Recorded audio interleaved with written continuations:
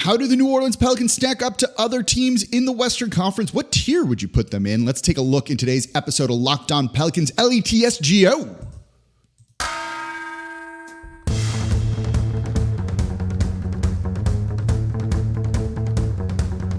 You are Locked On Pelicans, your daily New Orleans Pelicans podcast, part of the Locked On Podcast Network, your team every day. Welcome to another edition of Locked On Pelicans, the daily podcast covering your favorite team, the New Orleans Pelicans and NBA, part of the Locked On Podcast Network, your team every day, available wherever you get your podcasts and available on YouTube. I'm your host, Pelicans Insider, credential member of the media, Jake Madison, at NOLA Jake on Twitter, here with y'all on this Friday, final show of the week, and you know what that means. Next week, season starting week. If you're an everydayer, listen Monday through Friday, become an everydayer, of course, and Monday we'll probably look at the rotation for the Pelicans with a healthy Trey Murphy, without a healthy Trey Murphy. What do I think the rotation is going to be? What are some of the lineups you're going to see? What are some of the lineups we're excited for? So if you're an everydayer, that's something to look forward to early next week. And of course, thank you for making Locked On Pelicans your first listen today and every day. We're here Monday through Friday, the #1 Pelicans podcast, coming to you like no one else is, giving you all the news, the insight, the trade rumors, everything you want right here. Today's episode of Locked On Pelicans is brought to you by FanDuel Sportsbook, official sportsbook of Locked On. Make every moment more. Right now, new customers can bet $5 and get $200 in bonus bets guaranteed. Visit FanDuel.com/LockedOn to get started.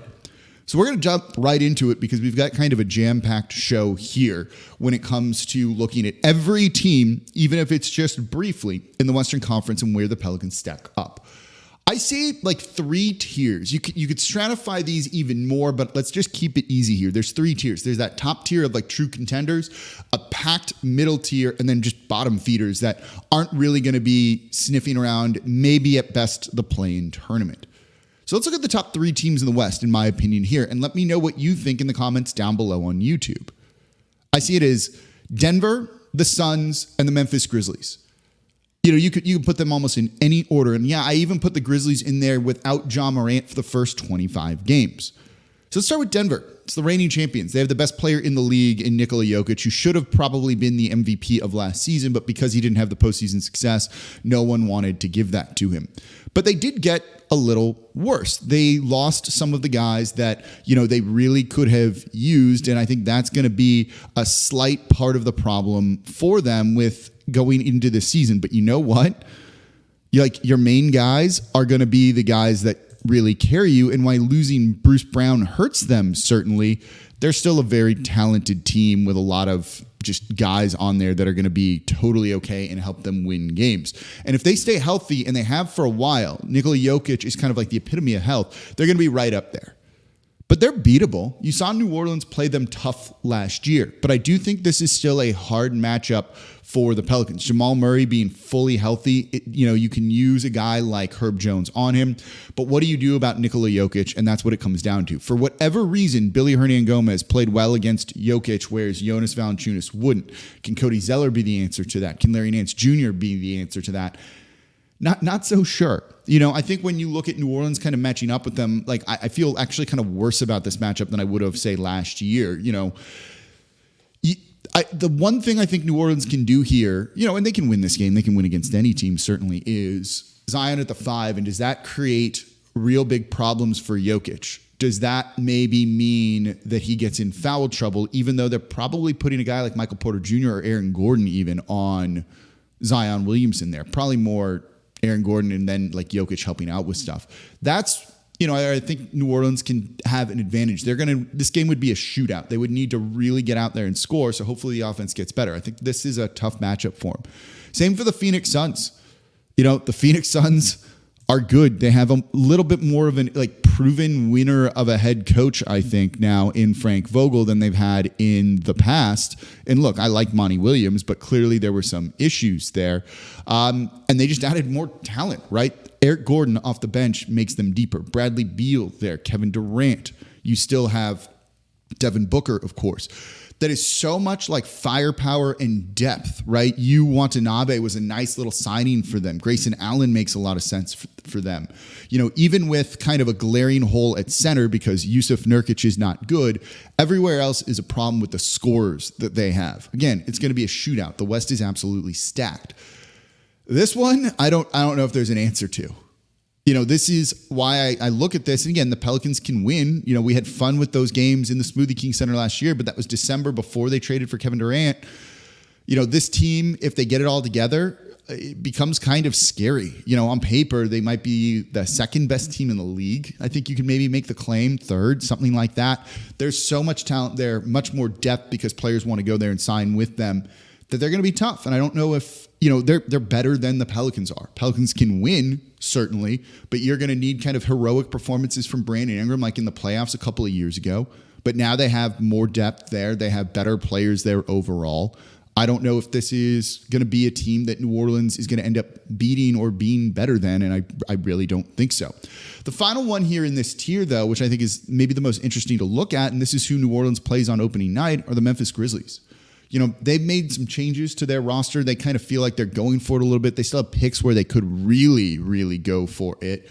But John Morant's not going to be playing for this game, for the first 25 games. And I think that hurts them. The big thing was last year when he was out injured or missing, they kept winning games. Somehow they just keep winning when they don't have John Morant in the lineup. And that speaks to their depth, right? Desmond Bane's a dude that I think could be an all-star or make all-NBA at times. Luke Kennard's a good three-point shooter that they have that adds some depth out there. They have the reigning defensive player of the year in Jaren Jackson Jr., who at times has given Zion Williamson some trouble, but not always. Steven Adams down low and just a bunch of other guys. If they can get a little bit of something from Derrick Rose, from Marcus Smart, who they added to kind of give them that like championship level leadership and experience, they're tough out. But New Orleans has historically played them pretty well. Zion does well against them.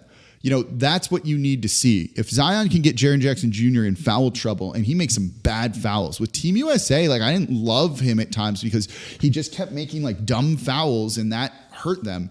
That's the key. If you get him out, Zion's going to be able to feast down low. This could be also a big Jonas Valanciunas game matchup. So of the three at the top, I think, Memphis is maybe the team they match up best with, and the team they have the best chance, if you were to get in a series against, of winning. But Memphis still, it's kind of like the Pelicans, right? Like the reverse of it, the bizarro Pelicans. The Pelicans are like, well, you got to show us. You got to show us that this works. Me to the Grizzlies is like, man, I get that John Morant isn't there, but it's like, I'll stress about them when I see that they're not as good without him. It's at least in the regular season. Because there's a lot of guys that I really like on that roster would kill for a Desmond Bane on the New Orleans Pelicans. Got late first round pick, and that's what they turned him into. But we'll see. Derrick Rose is not the old MVP Derrick Rose. Marcus Smart is not good when he runs the point for a team. You want him not being your true point guard. Those are the kind of things that I think could really hurt them. But as long as they kind of stabilize and are okay by mid-season, I think that's the biggest thing. They'll be fine. So I put them up there. Those are the three best teams, in my opinion, in the West. There's two that could kind of get in there, the Clippers and the Warriors, but I'm putting asterisks by them because there's kind of question marks there. We'll talk about them in the next segment and maybe the third segment too. But let's look at the middle tier, the tier that I put the Pelicans in. How do they fit in there? Let's compare them to some of these other teams and where things could shake out in a pretty deep Western Conference. That's coming up here next in today's episode of Locked On Pelicans.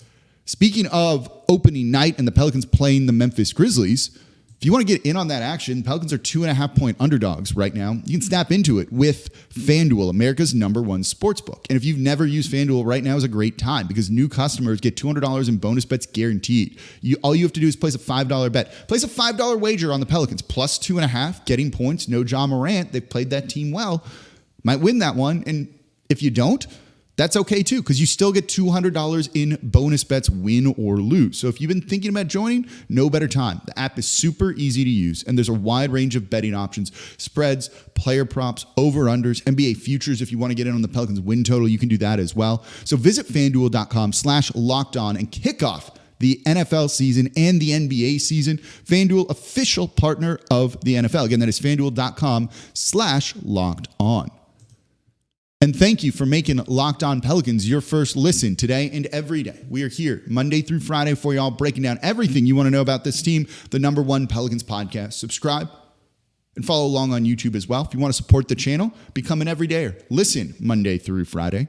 We're going to be talking about the Pelicans rotation on Monday. Tell me if you agree or disagree down there. Comment down below on YouTube. Tell me what you think, where you put the Pelicans and what tier they're in to you here as we go through this.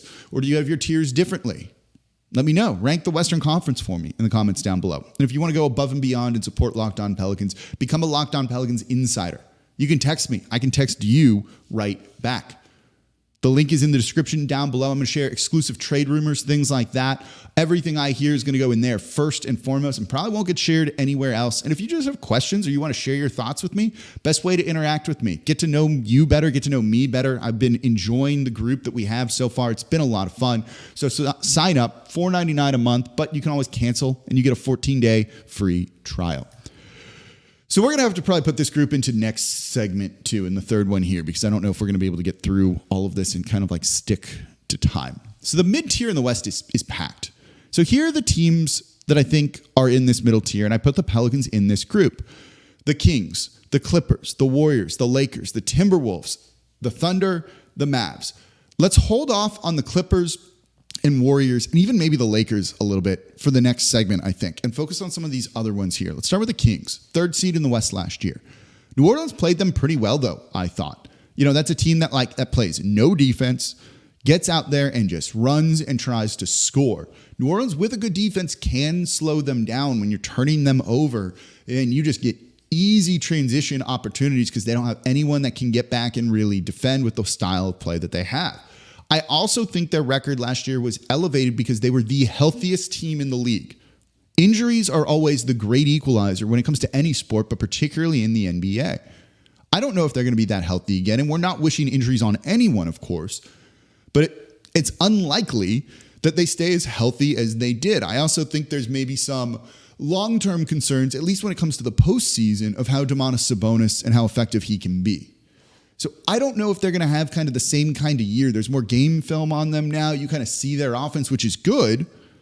And they were a great story last year, certainly. But I don't know. You know, it's tough to do that in back-to-back years. And now that kind of the book's out on this team, we'll see. I see them falling back down to earth and being kind of a middle-of-the-pack Western Conference team. They're still good enough to get into the postseason.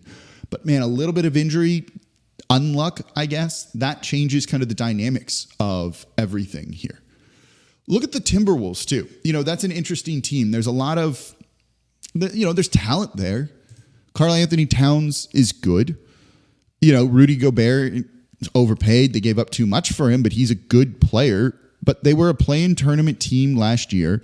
Things didn't go too well. They got run out in the first round against the Denver Nuggets, and they really struggled.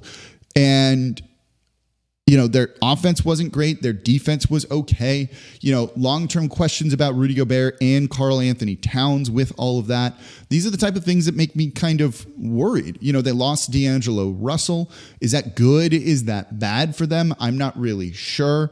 They brought in Mike Conley, but he's aging. This is going to be his 16th, 17th year here in the league. They still have Anthony Edwards. That's kind of like the go-to for him. And if he carries over some of the form that he had from Team USA, he can be elite.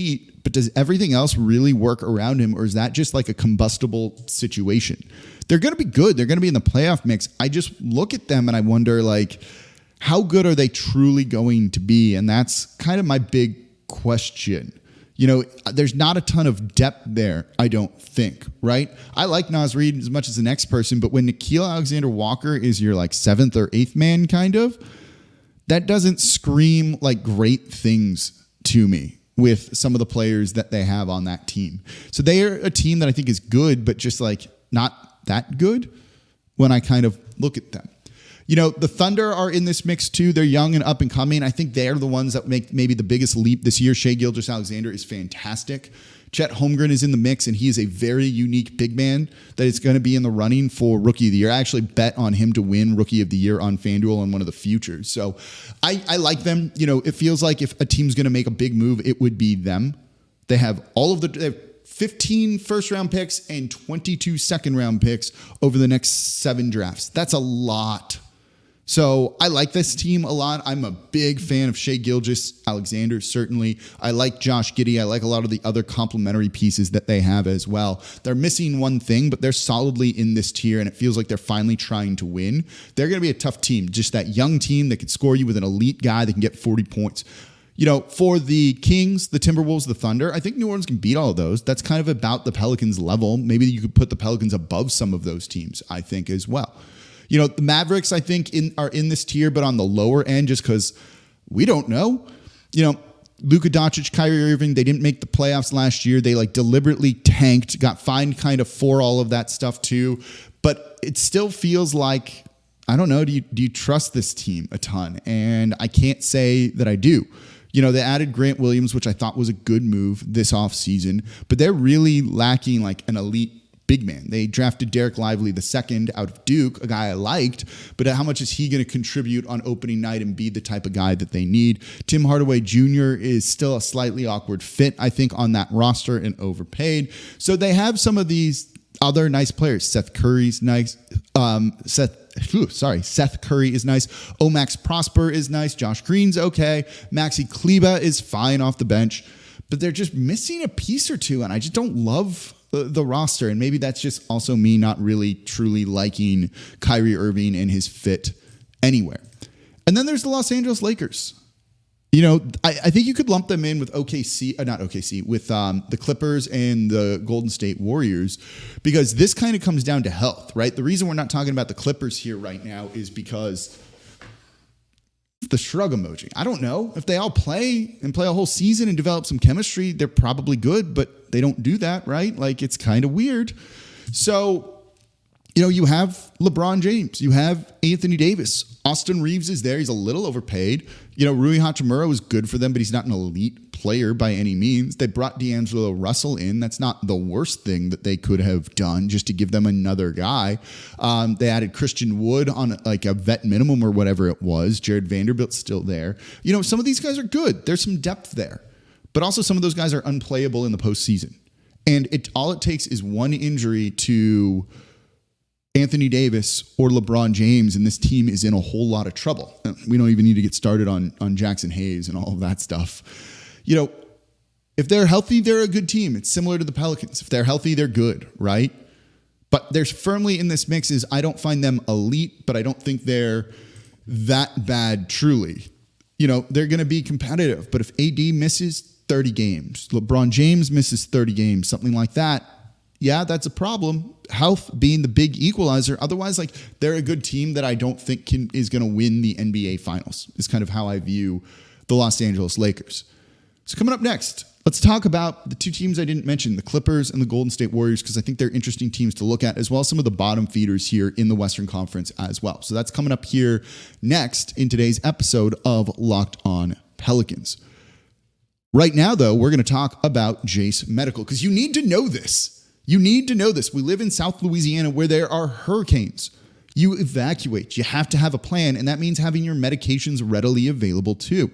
And the Jase case is the personalized emergency medical kit that contains 5 essential antibiotics that treat the most common and deadly bacterial infections. If you're evacuating, you might not have access to your medications. That's not great. You might not be able to call your doctor to get that. There might be supply chain issues to Louisiana.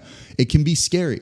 Have some peace of mind with the Jase case. Jase Medical now offers customability for your Jase case with dozens of add-on medications, so you can choose the best that fit you and your family's unique needs.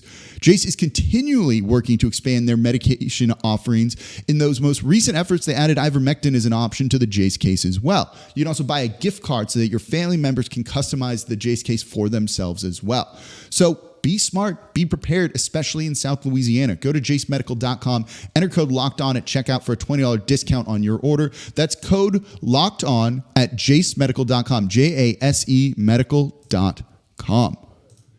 And thank you for making Locked On Pelicans your first listen today and every day. We are here Monday through Friday breaking down everything you want to know about this Pelicans team, the #1 Pelicans podcast. And we are breaking down everything when it comes to the Western Conference right now. Let me know, though, in the comments down below. Do you agree with my rankings? Disagree with my rankings? Give me I didn't put everyone in order. I put them in tiers. Let me know what you think.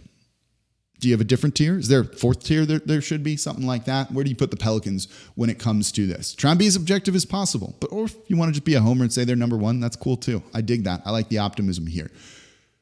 And if you want to support Locked On Pelicans, become an everydayer. Listen Monday through Friday. And, of course, join the Locked On Pelicans Insiders group. Link is in the description down below. It's a lot of fun. You get to talk to me. Shoot me a text whenever you want. I'll probably respond right away to y'all, especially when the season gets started. If you don't like it, cancel it. You also get 14 days free. Other than that, it's $4.99 a month. It's not much money. Give it a shot. Okay. We went over kind of that mid-tier, but we left out two teams, the Los Angeles Clippers and the Golden State Warriors. The Clippers, it's just impossible to know what to make of them. Like, it's impossible to know. You know, they punt on the regular season, and they seem to struggle with it. And when they get into the postseason, you know, they haven't built up team chemistry. It's like a bunch of strangers out there, and they lose 4-1 in the first round against the Phoenix Suns. That's not great. The entirety of this team depends on, is Kawhi Leonard playing? Is Paul George playing? Will they add James Harden? And how's that going to go? You know, Russell Westbrook, nice off the bench for them. I like that.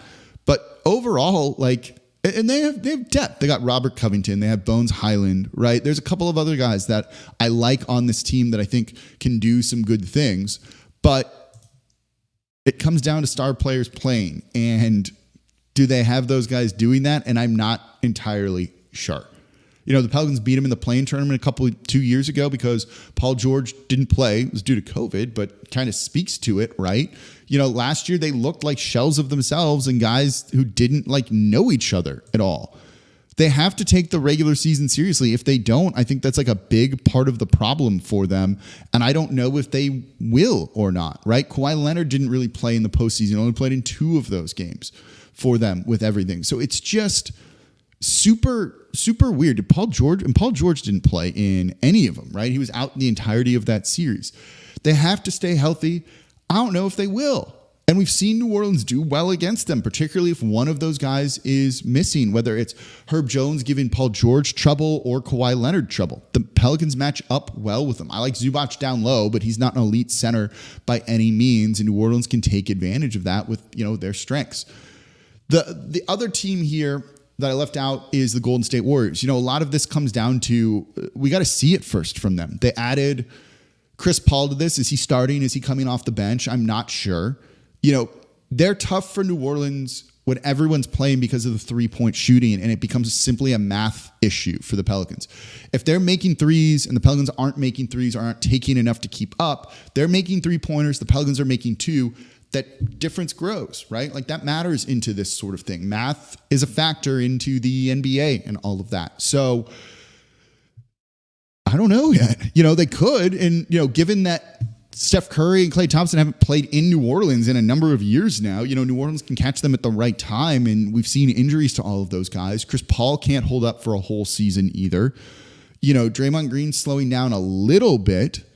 Andrew Wiggins, I trust. You know, Kuminga and Moody are guys that I don't fully believe in just yet, but they're star-powered. They're good when those guys are good, and it's really as simple as that. But are we going to see that, or is it going to be kind of a weird season as well for them? Then you have 4 teams that are for sure kind of bottom feeders: the Jazz, the Blazers, the Rockets, the Spurs. The Blazers starting 5 is not bad. I don't hate it. But it's probably not enough to, the depth gets real thin there very fast. I don't think they're going to be that good of a team. I think they want to kind of add another young piece to the roster. And like Anthony Simons is like a guy that, like, should he be there? Should he not? Does his kind of presence make things weird? Does Jeremy Grant making all that money make things kind of weird too? There's talent there, don't get me wrong, but that's about it for their starters. So the starters are going to be tough, but if you can beat them with the bench, which I think the Pelicans can do, yeah, they should be fine. Spurs have Wemby. They're not going to be easy outs, but they're not a good team either. There's not much there after him and Vassell. Wemby is fun. I can't wait to watch so much of him this year. I plan on it, but they need more. They don't have a go-to scorer. They're lacking a number of different things there. They're trying to tank. Those are your 2 probably easiest games to win out of these 4. The Utah Jazz, I don't know if they're really going for it this year. I think they're trying to time it for 1 more year. They're collecting pieces to try and figure out what to do. Danny Ainge doing Danny Ainge things there. I like them getting John Collins. You know, Larry Markkinen was great last year. They have a ton of other picks from other teams. They could kind of do whatever they want. even though they're not going to be as competitive this year, I think, as they were last year, they were tough for New Orleans. Remember that back-to-back set that they played in Utah where New Orleans lost both of those after a 7-game winning streak? That's not ideal. Jazz team can certainly beat the Pelicans here. So that's something to kind of keep in mind, that they're not the easiest out. And then same for the Rockets, adding Fred VanVleet. Seemingly having a lot of talent that works. I like Alperen Şengün. Jabari Smith Jr. looks like he's starting to come into his own as a player. There's a couple of other guys on the roster that I think make a lot of sense too. Jalen Green, their go-to scorer. They have Dylan Brooks, who's a pain. Literally a pain. Tari Eason is there. There's a lot to like. Jason Tate has been pretty good for them. They're going to look to move Victor Oladipo and see if they can get something. They want to be competitive, and I think they're going to try and win games. I don't think they're as talented as New Orleans is, but this is also a team that isn't going to just give up and roll over, and they're going to try and get a lot of wins. So there's just no easy victories in the Western Conference right now. It's kind of awful. Kind of sucks. Would like it for the Pelicans if there were easy victories there. Let me know what you think. What are your tiers?